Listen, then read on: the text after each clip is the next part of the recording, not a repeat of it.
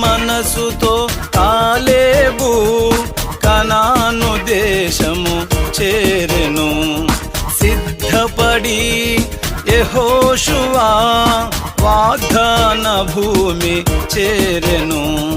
సిద్ధ మనసుతో కాలేబు కనాను దేశము చేరెను.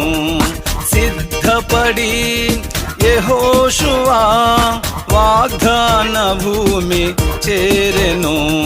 సిద్ధపడక నీవు ఉండిపోయిన పరమునకు చేరలేవు సుమా.